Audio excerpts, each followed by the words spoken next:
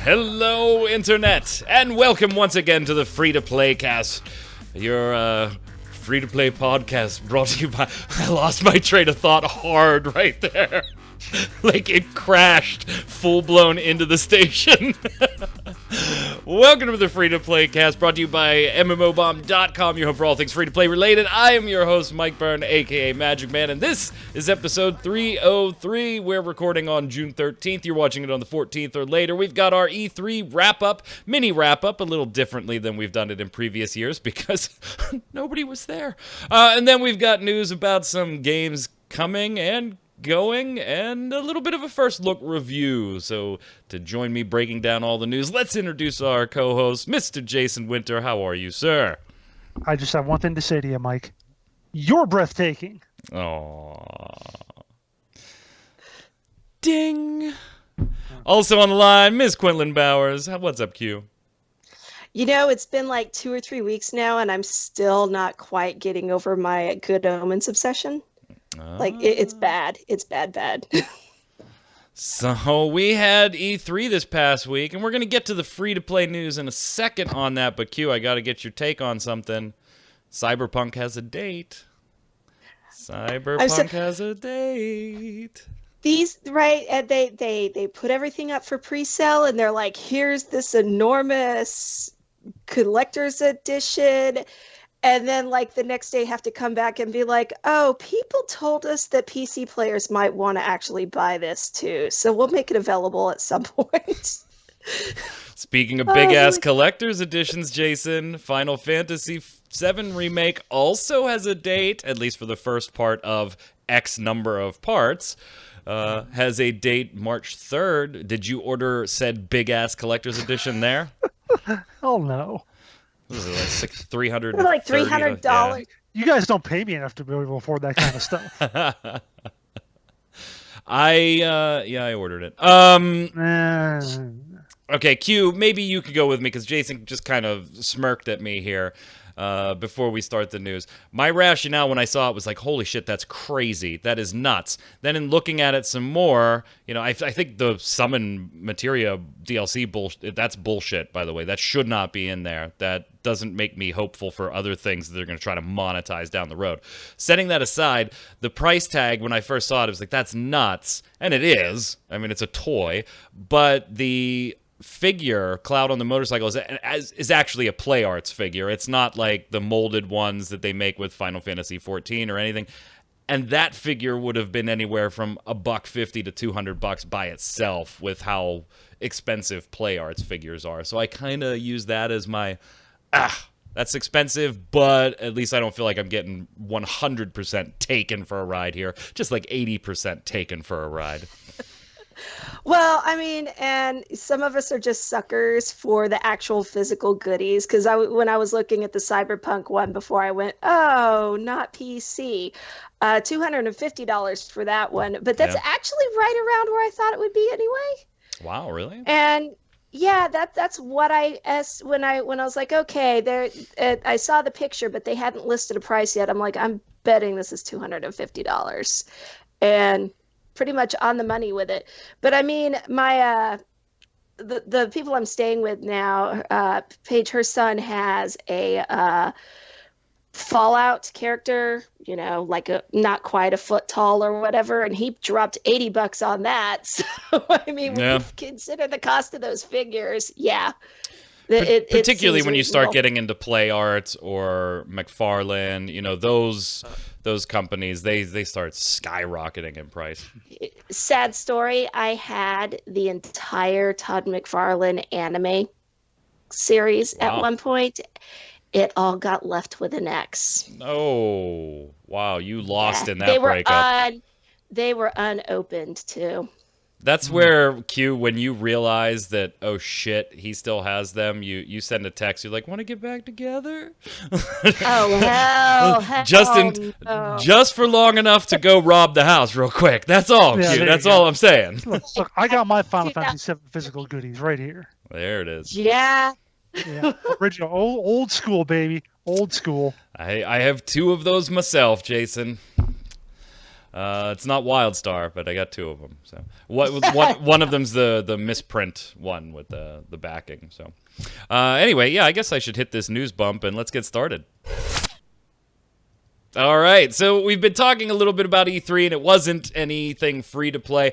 Normally, in years past, we've kind of run the gamut on the show here, getting the panel's thoughts on the big 3, Nintendo, Sony, and Microsoft, and their presentations, and then maybe talking about some of the specific company ones, Bethesda, Square Enix, and kind of running through there. But, this was a different E3, so let's kind of cover that right off the bat, and your thoughts on that and how the event went down. And then we're going to kind of stick to the free-to-play portion of this for most of the E3 wrap-up. So first off, what were your takes watching the show? I mean, we had EA there, we had Bethesda, we had Square Enix, Nintendo did their video stuff, we had Microsoft, but there were some big names missing, most notably probably Sony themselves, opting not to attend E3. So in watching this year's show in comparison to previous years, Jason, did you feel it was a little lackluster? There was something missing? Has it been on par with previous years? Were the absences notable in the buzz and the announcements? What was your overall impression, this being the first year of some really big high-profile skips? I'm really, other than missing the Sony conference, it didn't really feel that way to me. No, I'm not actually physically there, and I've been hearing about people say that it looks a little sparse, especially today. But otherwise, it felt like any other E3 to me. I didn't notice anything particularly different, or that I actually thought the conference and the announcements seemed almost maybe even a little better than last year. It seemed like they were a little more full of cool stuff. Maybe not as much on the hype factor. Of course, I didn't watch Ubisoft because I just didn't have the time, and I know they usually go kind of over the top with their stuff. But otherwise, I thought it was generally a pretty decent show and pretty high energy throughout. Q, somehow we managed, at least so far, watch something will happen tonight or tomorrow after we've recorded this, but we managed to get through an E3 without some big high-profile racist, sexist, or generally offensive comments being made.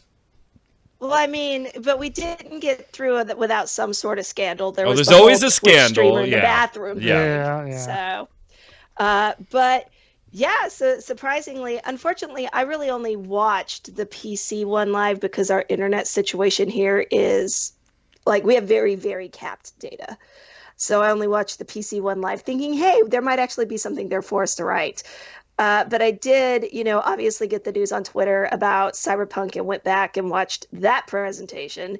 And that was pretty much all of it. And I did see the tweets Jason was talking about with people saying that the floor is pretty much just kind of like the industry people just aren't showing up. Yeah. Do we think that's going to be a trend? Like, is it going to be a more consumer-driven show now? And I felt in previous years that it almost had to be, because to me, the age of 10, 15 years ago, where it being a truly insider event, that just isn't sustainable anymore to me, with Sony and Nintendo and a lot of these companies doing their own direct or their own events and things like that are instantly live streamed to everybody in the world. I got the feeling years ago, and Jason, I think you and I talked about this back at Game Breaker, that E3 was going to slowly evolve into a consumer event more than an insider's event. This was the first year we really got to see a big example of that, and I don't know, would you call it a success? Does it have to evolve in different ways, or is E3 on its way out? Well, it's not going to be a consumer event if the big names don't show up there. True. You're not going to go if the companies that you want to have stuff that you want to see aren't there. And I think, we were talking about it, like I said, 6-7 years ago, whatever, on Game Breaker.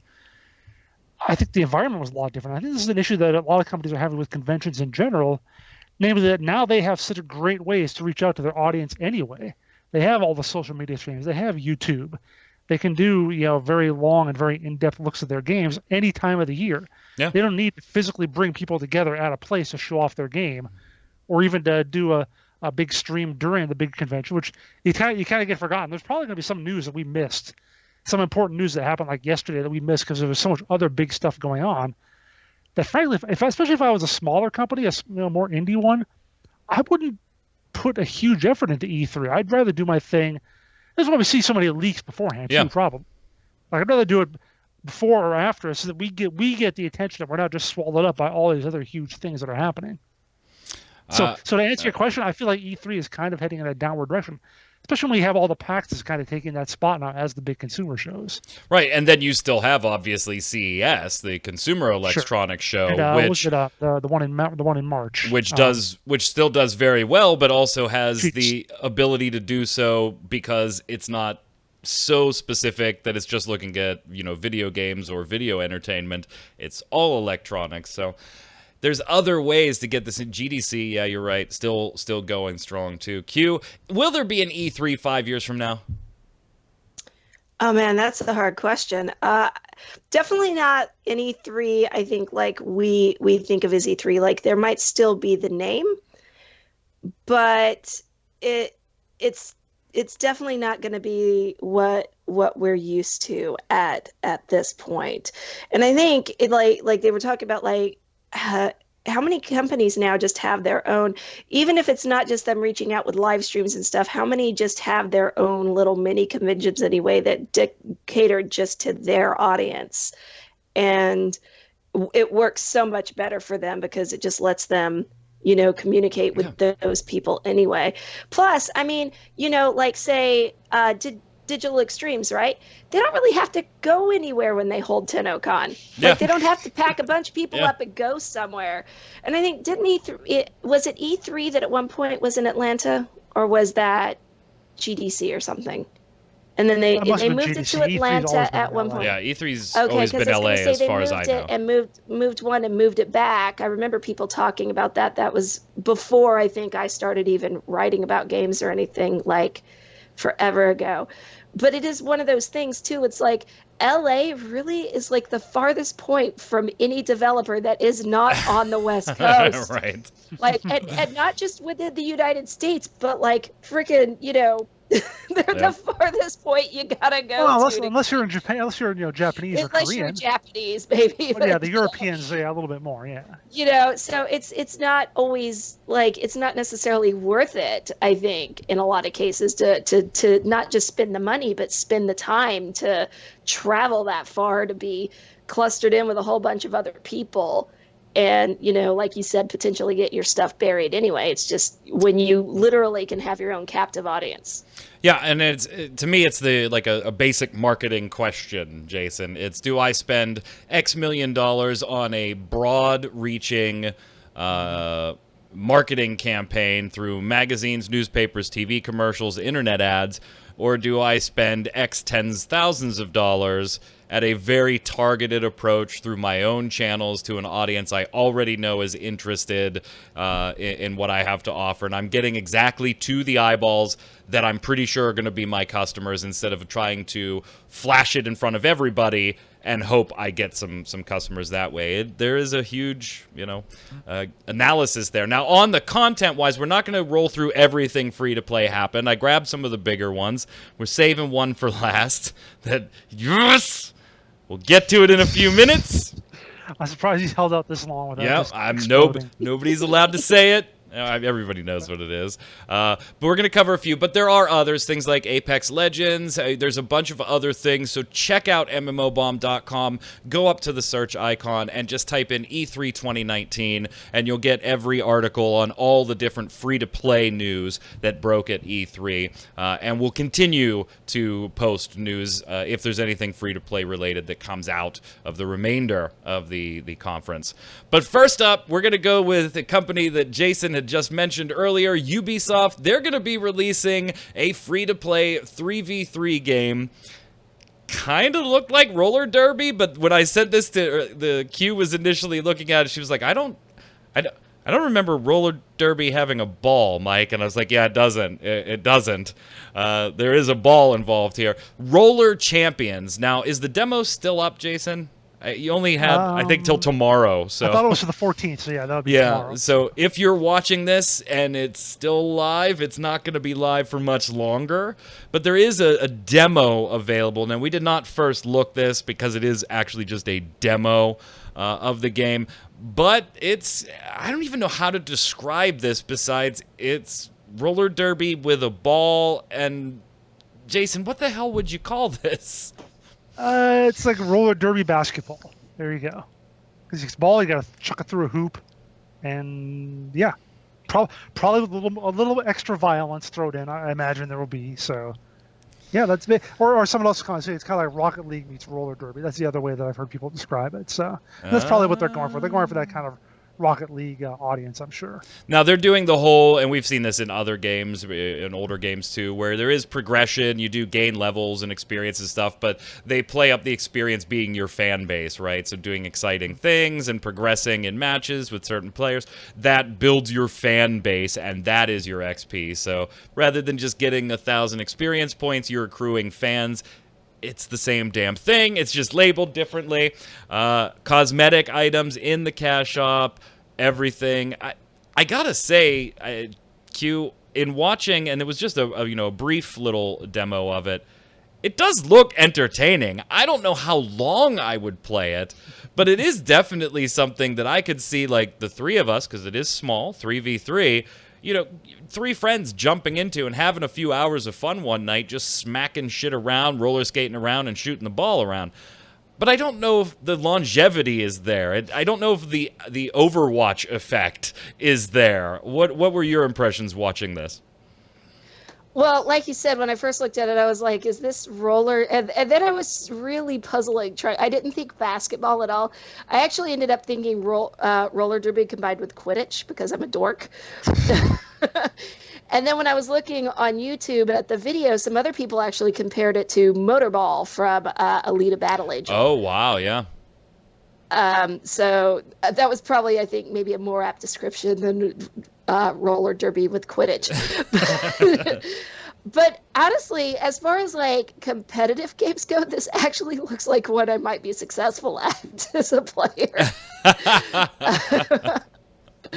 I mean, I could be totally wrong, but it looks like one that I might not actually be terrible at in, group PvP-ish combat. So that would be fun.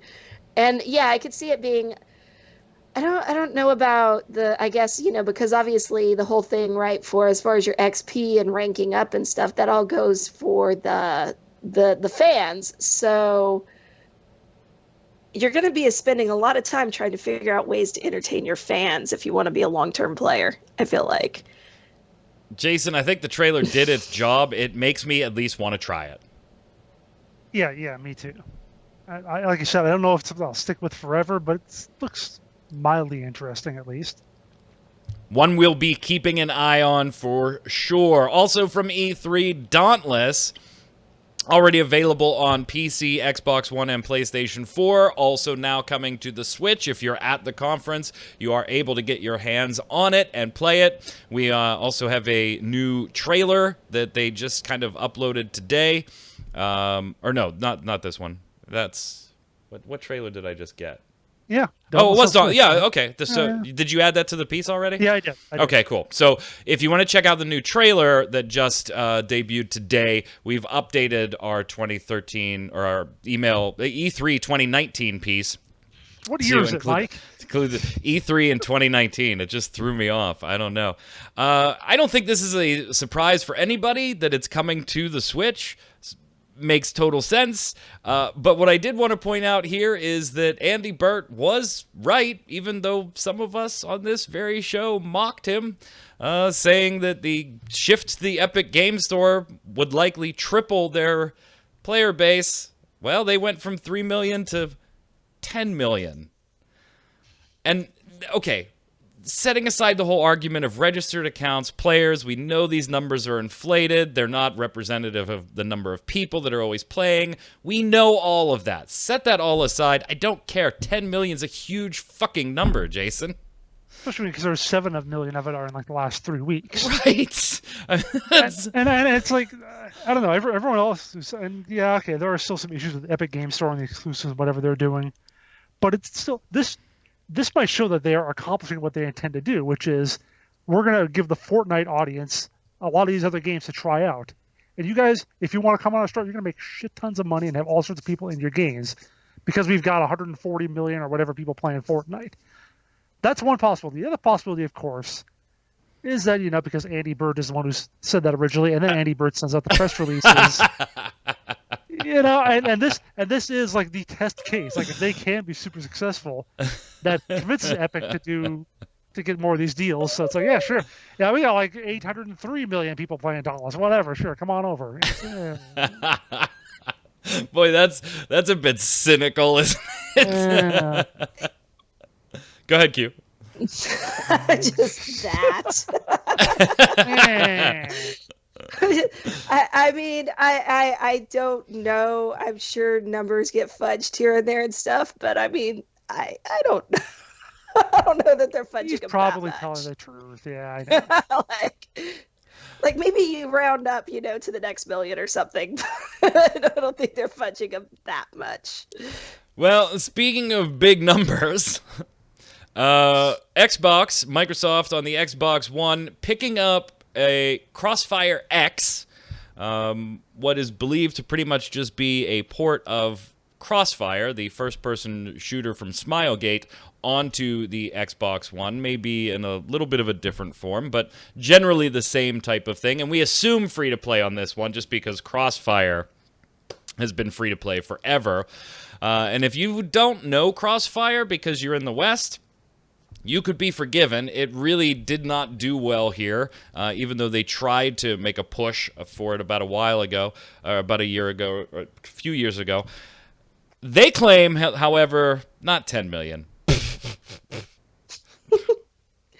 650 million total players, 8 million concurrently, primarily in China and Asia, of course. That's where the game's really, really popular. But they're kind of hoping that breaking onto the Xbox One might increase some of their branding here in the West, Q. How big could that number get? Well, I mean, the good thing about it is Xbox, at least for me, Xbox is always the console that I think of as the shooter console. It does. I would agree that it has that rep or stigma, depending on how you want to look at it. So you have a lot of people that if not sticking with it, if it's free to play, will at least download it and try it just to have something to tool around with. So I don't know the numbers anymore, how many people actually have Xboxes versus PS4s or whatever, but I would say it would, give them a pretty good chance to boost their general numbers just based on if it's free and there's people playing shooters, hey, free shooter.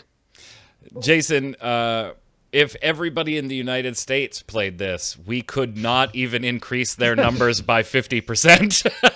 No, we'll also toss in Canada as well because they don't have a whole lot. Right. But yeah, I'm not real optimistic that it's going to break through here. I just think that, again, personally, I've never played the game. I don't think I've even watched more than like a few minutes of video or something, so I can't say I'm not going on quality or anything like that. But just the fact that it's going to seem kind of generic compared to everything else we have currently. They actually, one of the places that I looked at, I call it the Counter-Strike of Asia, basically. Yeah. And it's like, well, but we have Counter-Strike. Right. Or whatever other military shooter you want to play, whether it's Call of Duty or whatever else. So the fact that it's popular in Asia because it was probably the most available game in Asia back when it first came out. I assume a lot of the other games, the Western ones, weren't available there. So that's why it got its foothold and will never let go. And I just don't think it's likely that it's going to have a huge impact over here in the West. I agree. I mean, coming to Xbox One is smart for them. It gives, Microsoft the ability to claim an exclusive, even though, okay, who cares, on that particular one, right? Oh, you got an exclusive for a game we've tried. But I still have to believe at the end of the day that this is, for players that are going to stick with it, this is a PC game. And it didn't do exceptionally well on the PC here in the West, and I think that was its sticky market if it was going to get a sticky market over here. Sure, this will help. This will bring some eyeballs to it. This will get you some new players, but I don't think it's going to get any, shit ton bigger than it is now by coming out on the Xbox One. Here's an exclusive for the Xbox One that everybody in the world cares about, though. Everybody. All right, maybe not everybody. There's a couple people that maybe don't. Pretty close to everybody, we'll say. Sega announced. This is all you, Mike. This is all yours. I'm like just so stupid excited about this. Phantasy Star Online 2 is finally coming west for reals this time. And if they take this back, I swear I'm going to start burning shit down. It's finally coming to the West. It'll be on the Xbox One, so I'll get this kickback on my console and play it. That'll be pretty nice. We'll have crossplay between Xbox and PC, but we don't have any word on a PC release of this in the West. At least none that I saw, Jason. It was just the Xbox version, right? Right. So there you go. It is coming spring of 2020, which, all right. So let's break this down. Jason, I told you it would come at some point. And, and although I will admit that at times I had lost faith, enough to do a first look on the Japanese servers just to get a first look for it, I am very happy about this. Now, arguably, yeah, it's way late. I mean, it should have, to really, really make a dent and a splash in this market, I think it should have come out a few years ago. Does that mean it's going to flop? No, I don't think it's going to flop. I think there are enough people as far as what this type of title needs to succeed that will play it. Quite frankly, I don't think it really requires much of an audience here in the West to succeed, because in the East, it carries a lot of weight and a lot of money, and we're going to be totally a subsidiary market for this game. A chance for extra cash, not the game's primary cash. Here's the way it went down, though. I got to tell you this, because I think this is a little interesting. So, this was Saturday, I think? Saturday of E3. My oldest son has graduated from high school, and we're getting ready for a graduation party in like a week or so. So I've been doing a ton of different work on the property here. Now, Saturday was my day to cut down 6 huge evergreen trees and saw them all up and put them through a wood chipper. So I was out of the house all day. From the time I woke up until I think like 9:30, 10 o'clock in the evening was finally when I came back in the house. I picked up my cell phone, and I have a text from Jason Winter. 2 texts. One is like 3 or 4 exclamation points, and then one a few minutes later is like 15 exclamation points. And I'm like, oh shit, what is going on? Like, did the site crash? Is there something going on? Now, we all knew, like, okay, Q's going to be watching E3 these times, and Jason's going to be watching it on Saturday and Sunday. If anything big comes up, he'll cover it. So I'm like, what is going on? Oh shit, what happened? And so I text him back, what's going on? And he's like, you don't know. You don't know the news. And I said, no, what is going on, Jason? He goes, check the site. I just want to see your reaction. And so I go to the site and immediately pull it up, and I'm like, the fuck do I care if Crossfire is coming to the Xbox One? Because it was the first article, was the Crossfire one. And I'm like, Jason, what do I care? And I scroll down, and I'm like, there's no way. And E3 2019, it's finally happening. Phantasy Star Online 2 coming west on Xbox One. I'm like, there is no way. Jason's screwing with me. He needs to take that shit down right now. It's very funny, but we're a news site. Take it down. And so I start reading through it, and Jason gives me a nod in there that he couldn't reach me and stuff like that. It was a very funny piece. But even after reading it, I still didn't believe it. I'm like, there's no way. So I click on the video that shows the trailer and everything, and it's flashing, and I'm still waiting for the, no, we're just kidding. No, we're just kidding. Like, I just could not get that out of the back of my head that there's no way. But it is. It is. And then I saw the date, spring 2020. I'm like, seriously, it's already been too long. Why are you making this a 1 year longer wait? So I've still got to wait, but I'm very, very, very happy. And here's the thing, guys. I know for some of you, this is not your game. It just isn't. I know for some it's going to be clunky in certain aspects because it's X years old, or you don't like certain things about the graphics or the gameplay, or, that is fine. I recognize that this is a niche title. Phantasy Star Online was when I played it for the Dreamcast and the GameCube. Phantasy Star Online 2 is as well. But for those of us that love Phantasy Star, they got this stupid grin on their face, and they will until spring of next year. I'm very happy. I'm going to have to bring my Xbox One X down here because this is where my Elgato card is to do the first look. I'm super pumped to be able to play it, to relax and chill on the couch and play it. And I'm really even more pumped to actually be able to fully understand some systems, because though the English patching team, the unofficial English patching team that makes the patches so I can actually somewhat play it on the Japanese servers, they do a fantastic job, and I don't want to take anything away from them. But there's just too much for that team to do, and sometimes things get lost in that translation, so some systems I don't quite fully understand in the game. And so I'm really looking forward to this. I could not be happier. You two probably couldn't care less. Although, Jason, you like the trailer. It doesn't look like total crap. So, I guess I'm okay with it. Although it does bring up the interesting question, though. Here you've got this Asian MMO that's been free to play. It's been out for so long. It's finally coming west. How is this different from that other Asian MMO that was out for so long and it finally come over to the west? Why is this going to be so much better? Because this one didn't close in the East 2 or 3 times before it came here to the West. Well, and this one also has, it's obviously not as recognizable an IP as something like a Final Fantasy and stuff like that, but this isn't recreating or making a new MMO. This was the evolution of their previously existing one, the sequel to their previously existing one. It's an IP people know. If you like the original, the sequel is more of that. I think there's a lot of pluses going for it. The main negative being that it should have happened years ago. I don't ascribe to it being too late. I do ascribe to it being a little too late to as get a big of an audience as it could have if it came out earlier. I like the idea of it being consoles. I'm nostalgic for playing this on the Dreamcast and the GameCube, even though there was a PC version of it. It was primarily a console game for me.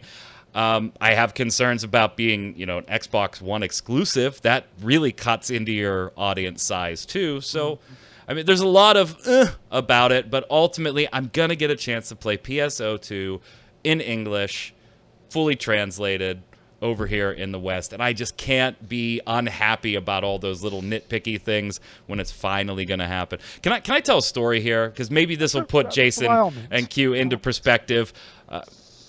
Maybe why I have a lot of love for PSO and the Phantasy Star series in general. I have my Sega Genesis games right up there on the shelf in the boxes, so I love the franchise. Not as much as Final Fantasy, though, but this one holds a very unique place in my heart.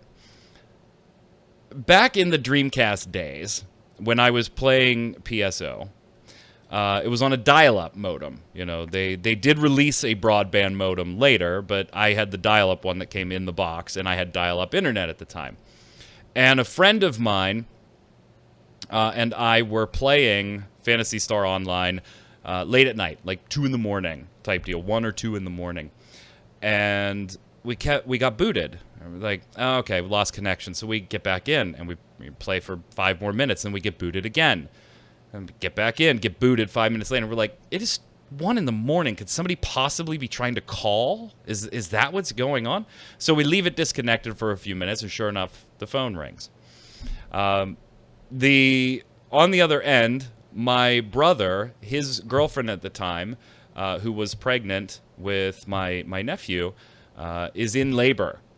So we go to the hospital, right? 2 in the morning, whatever. We're there for a few hours. My wife is also pregnant with our first at the same time. We leave, come home, go to sleep, and about, 8 in the morning or so, 9 in the morning, the phone rings, and it's somebody letting us know that my brother's child was born. Weight and all that stuff. Great. and my wife gets up to use the bathroom and says, "Uh-oh, don't move." And her water had broken. So we immediately, on 4 hours of sleep, because I was playing PSO all fucking night with my friend, go to the hospital, and later that day, my son is born. So my oldest boy and my brother's only boy, cousins, were born on the exact same day. Phantasy Star Online is in that story. You know, I got a lot of love for the franchise. A lot of love. Maybe more than it rightfully deserves, and I'm willing to admit that. But I got a lot of love. I'm very, very happy about this. Q, I know you're not a console gamer, so you probably don't care about this one at all, huh? No, I am a console gamer. I just don't. Well, as buy far them as anymore having 'cause the they're so Xbox, I expensive. don't think you had an Xbox One. No, I don't have an Xbox One. So and again, until I'm at, living somewhere where I have much better internet, I'm not playing any online games anyway. But hey, maybe by the time it comes out. It's coming. It's coming. But let's talk about something that's leaving. So, I just wanted to say though. Go ahead, Jason. Now you've got a story for your son, both for that Phantasy Star Online story and for this one. He's involved in both. You're right. You're right. I do. Yeah, his grades. Wow, that's really fucking weird. You're right. 18 years later. How did your first son not end up being named after a PSO character? Right, you're right. Like 18 years later, almost to the day, I missed this announcement because I'm cleaning for his graduation party. Wow. I missed out on gameplay because he had to go ahead and be born 18 years ago. And then I missed out on the announcement. Good stuff. We'll be keeping. I can't wait for betas to start.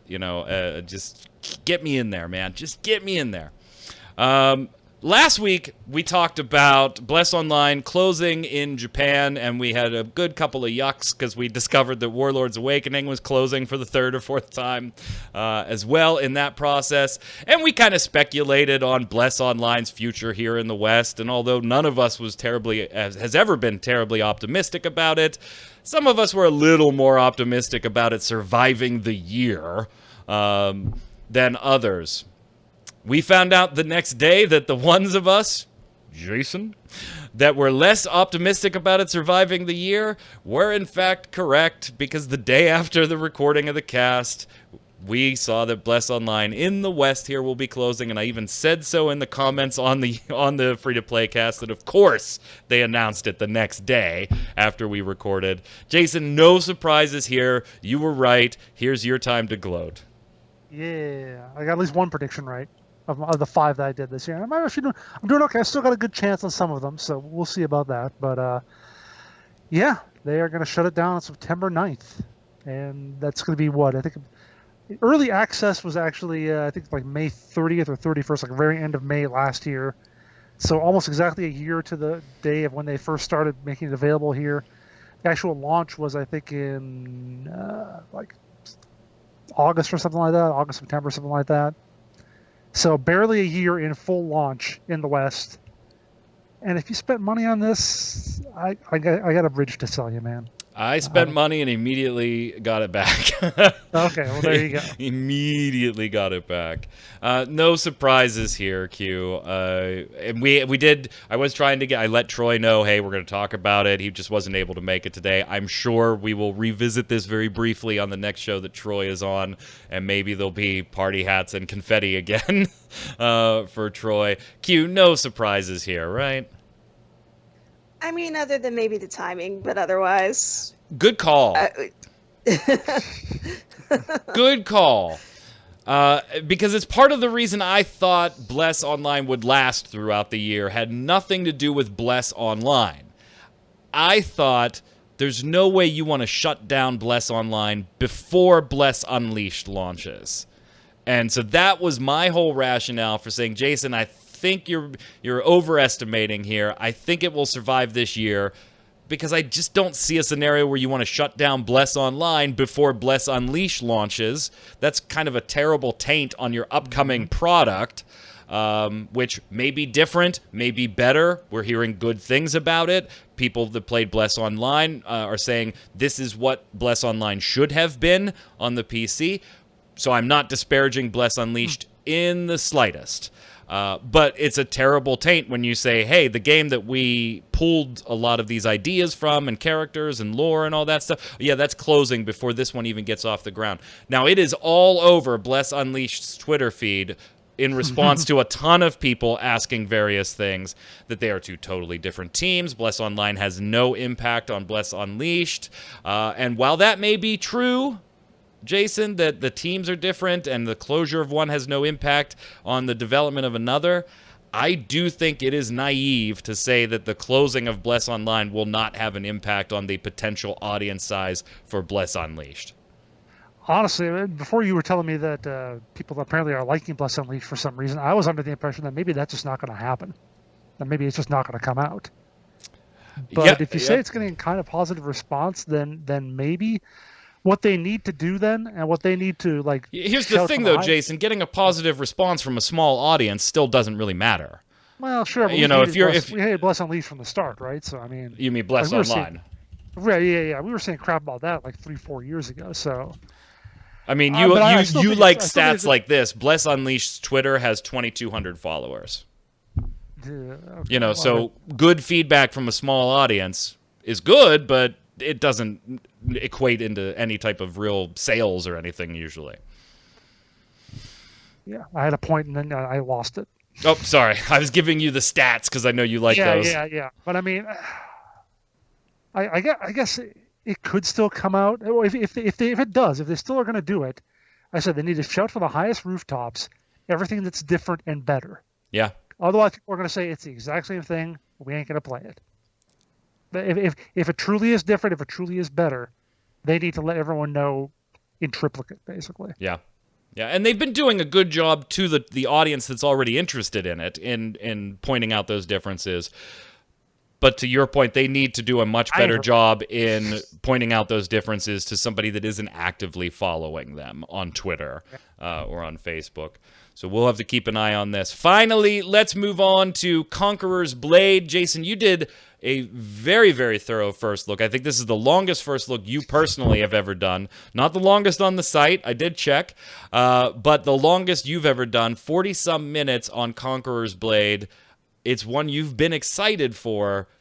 Now that you've had some substantial time with what is almost the final build of this product, what are your thoughts? I still like it. I think my biggest issue is the UI. I think they could use a lot more improvement on that. But it's still scratching that itch. It's fun to play, at least for me, to just go in there and wade in and kill people and shoot them with cannons like for 5 minutes straight because they won't go any other direction. Everybody kept coming to that doorway. That was lots of fun. So, yeah, I mean, if you're looking for a pretty cool like medieval battle simulator, now, again, the point I'll always make is that it's not complex combat. It's pretty button mashy. So if you don't like that, if you need something more like chivalry or something like that, this is not it. It's not like complex parrying and dodging and realistic melee combat. It's very MMO-like in that sense. It's still like, it's not tab target. It's still like action combat. You have to aim your guy at the guy or your weapon or whatever. But if you just like that, if you're okay with that, I still think it's a lot of fun to play, and I'm going to keep going at it for a while. I've seen a lot of people talking about it being very, very grindy and kind of pushing to the cash shop at that point because they do sell experience in the cash shop, and at a certain point it becomes so grindy that you really just, God, I just want to buy that experience. Has that been your experience in the game so far? I think the difference point I'm hearing is maybe like level 30 is when things start getting a little crazy, and I'm currently still in like the high 20s, so I haven't gotten to that point yet. Gotcha. If that's the case, I mean, we'll see, because again, depending on what people were paying for or whatever, even on like day 1, which was actually like day 4 because they had a pre early access thing, I was seeing people around like level 120. That was like the highest I saw. So even with like boosts and so forth, even playing a lot, I don't know that you get to that point if it's too awful. Like, I'll see once I get through it, and I'll gripe about it on Twitter once I get past level 30 and see what that's like. But even then, I mean, the battles are fun. I mean, I don't mind like grind for higher numbers if you're actually enjoying yourself along the way. Like, take an example. I still don't even have a tier 10 ship in World of Warships, which I'm okay with because I actually like doing the battles. Right. There's not a real functional difference between fighting with tier 4s versus fighting with tier 10. So, I mean, there is a functional, but it's still the same general kind of thing you're doing. So long as I can do that, as long as I have fun, I don't mind a bit of a grind. Apologies to the viewers, too. I just noticed that XSplit downloaded an update today, and for some reason the transition, which I normally have on fade, is doing a clip to the previous image before it finally finishes the transition. It was really weird. So I've turned the transitions off for the rest of this show. So, like, I would fade from Jason to this shot of all three of us, and just you'd see a brief flash at the end of Jason's camera again. So hopefully XSplit figures that out. We were having issues with fade transitions this week, aren't we? Right. Q, did you get a chance to check out Jason's first look? What were your thoughts on Conqueror's Blade? I don't even know if you like these types of games, these warfare type games. No, I'm not really a medieval warfare type person, but I did watch it, and I mean, for a while watching it, I was actually concerned because he kept going back to get his little platoon or whatever, and I was like, if he can just keep going back to replenish that platoon, then what the hell is the point of this? And then finally he's like, all right, well, I think this is my last batch, and I'm gonna run out. And I was like, oh, okay, so people do actually die in this. I was like, I did like the stat thing after the battle where it shows you like actually where people died on the map, and it was kind of hilarious to look at how people would just basically follow the same route to try to get somewhere instead of going, hey, nobody's over here, maybe I should like right into the cannon. Right in the line. Yeah, it actually made sense. Like when you look at it, you can pretty much see where the cannon was at. So that kind of stuff was cool, like those little features, but it's definitely not something I would actually just sit and play. Jason totally geeked out on the stat sheet in the first look video. You could tell he was like, there's data here. Yes. And I had no idea that was there before I got into the game. Like when I started playing it a week ago, I was like, yeah. If you're interested in Conqueror's Blade, or you just want to watch a video on a new game, check it out, First Look. And for those of you wanting some first looks, damn, we've really delivered the last month here. We've been pumping some first looks out with more to come. So let's slide over and get started with the weekly bombs. Q, you're up first. I'm just gonna give a general bomb to E3 conferencey or general conferencey stuff, because it gives me something to get psyched about for at least a couple of days. Yeah. Even if I might not buy the games, I like watching the reveals and stuff. It's fun. Jason. Actually, Mike, you go next because mine kind of ties in after yours. All right, I'm going to give a dub bomb to Phantasy Star Online 2 coming to the West this year on Xbox One. Next year, 2020. And an A-bomb to it being fucking 2020 that I'm going to have to wait to see this one. Go ahead, Jason. And I'm giving an A-bomb to just about everything being 2020. Yeah. It's like almost all the big game releases are like, it's coming in spring, it's coming in February, coming in April or whatever for the ones they had dates for. Otherwise, they had like early 2020. And I know that I don't remember what game it was, but the Nintendo guys said that, one of the reasons where this game is being delayed is because we want to avoid crunch in the workplace, which was good. That's the right way to go. But couldn't someone have gotten the schedules so that they actually would have released games in later 2019? But no, all the big stuff is not coming out till early 2020. So that's going to be a heck of it's going to be a crunch for gamers. Is the problem? We're going to have all these games we're going to want to play at once. So yeah, absolutely. Isn't Outer Worlds coming out at the end of the year? Is it? Like right near I think it's like November or so, I thought. Oh, is that the one? Well, that might be the one. October 25th. Okay, all right, there we go. So there's one for you. Okay. Yeah, so I'm kind of the ones I'm most excited about, obviously Phantasy Star Online 2 and Final Fantasy 7 Remake. Please don't be like 7 damn episodes. I hate that episodic idea anyway. But at least for me, I got next month my Final Fantasy 14 expansion. So by the time I'm kind of, all right, I'm, just playing the new patch and then kind of sitting there waiting for the next patch. Boom. Right in time. Phantasy Star Online 2, Final Fantasy 7 Remake. Here you go. Good stuff. From the viewers, Nasagra says, dub bomb to Microsoft for making Magicman's day, if not year, by bringing PSO2 to the West. Congrats, man. Hope you have fun. I hope I do, too. I hope it doesn't suck or is just a really bad port or bad translation. By the way, thank you to all of you, including Jason. I actually received multiple text messages and tweets and Facebook messages from viewers and from friends in real life about that announcement. Thank you to all of you for thinking about me. That's very flattering, even if it's just for a moment about a silly video game. Go ahead, Jason. So there's another link with your son. The day he was born, he probably got a lot of texts or messages saying congratulations. He got a lot of messages saying congratulations this time, too. There you go. We're so happy for you, Mike. Yay. Your baby, he's finally coming. All right, B Short says, dub on to PoE, new league start. Always exciting, though I'm missing it for my best friend's wedding. Weekend at the beach, though, can't complain too much. No, you got a wedding, he can't play games. Mike had his kid born, can't play games. Got to just stop interacting with people. Right? I mean, come on. Yeah. If I'm not interacting with you online, we're not talking anymore. Go ahead, Q. Chris Ebert, I can concur that Mike was and still is, to my knowledge, horrible at FPSs or FPS gunplay. Glad he stepped up his game in D2. Yeah, talking about Destiny 2. So, irony of ironies there. Chris Ebert is the friend in the story that is playing Phantasy Star Online with me the day. So he was there. He went to the hospital. So he knows. Yeah, he knows that story. And he also knows that I'm BNO. It's been years. He used to be one of my best friends in the world. It's been years since we've talked. But yeah, he knows that I was never terribly great at FPS. From Squeezy, the scale goes. This is the scale of don't hit. It's not another. It won't be another Bless Online. Maybe a Revelation Online, but not a Bless Online from last week's show. Squeezy has now defined the scale for us. The scale goes from dumpster fire to Titanic, aka dead before launch to dead due to poor publisher management. I really want the game to be good, but it's under my .com affiliate, mail.ru in Russia. I know it's not free to play, but da bomb to MHW Monster Hunter World new expansion hype. I'm dying to try the new weapon mechanics they're introducing in the Iceborne expansion. As am I. Kudos, kudos, kudos. Jason, go ahead. Slayer Master PWI says, dub on to you guys for finally having a show after like 3 weeks. Yeah, I know. We're a little I commented. I'll let everybody know what I commented here in a second. I'll have you know that I was so bored. Glad to have another episode. A-Bomb having to shell out $550 for a tree removal.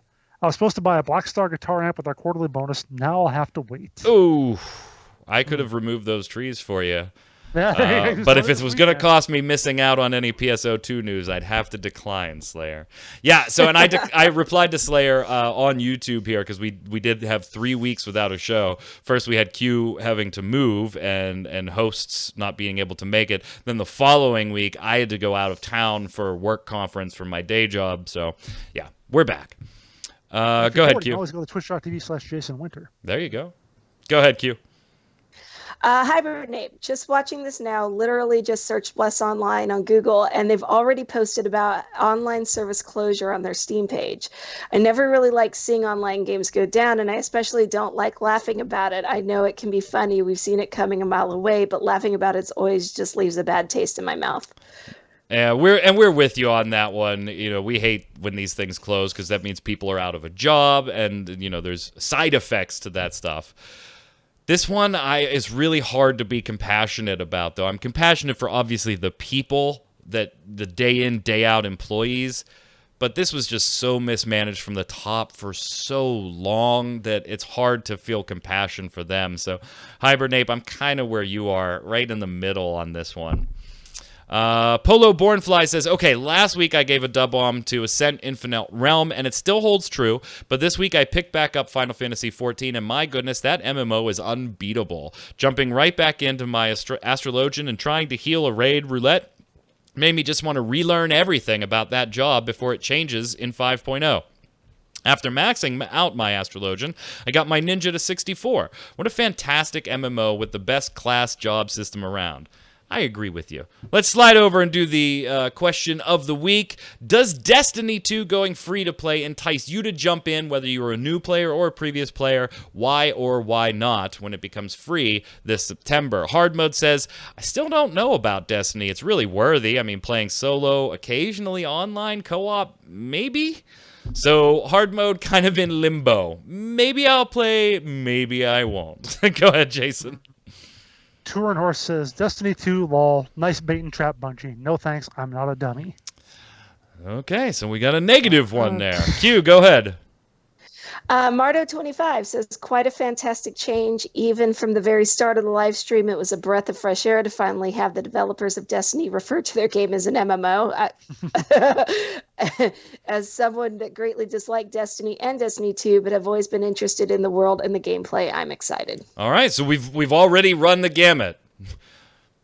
In the middle, nope, and yup. So finishing it up, Rye says, you need the last expansion just to get the new skill trees. What's the point in playing a game I already own if they're not releasing the content?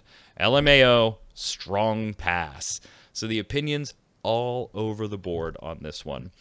Question of the week this week. What was your favorite moment, announcement, or reveal from E3 this year? Remember, it doesn't have to be free to play. We're just talking about your favorite reveal, your announcement, moment, whatever it is. Throw it in the comments below. While you're there, make sure to leave us your weekly bomb. A bomb for something bad, dub bomb for something good, and we'll read them on next week's show. Until then, Q, where can everybody find you? Hanging out on Twitter at Quinlan. Jason. On Twitter at Winter Formal and streaming at twitch.tv/JasonWinter. I'm Mike Byrne. You can follow me personally on Twitter right there at Magicman1. But more importantly, while you're on Twitter, follow at MMOBomb so you can get tweets for all the latest giveaways, articles, interviews, first look videos, free-to-play cast, free-to-play weekly, and news stories talking about Phantasy Star Online 2 coming to the West in 2020 exclusively on Xbox One. Until next week, stay safe, and we'll see you on the servers.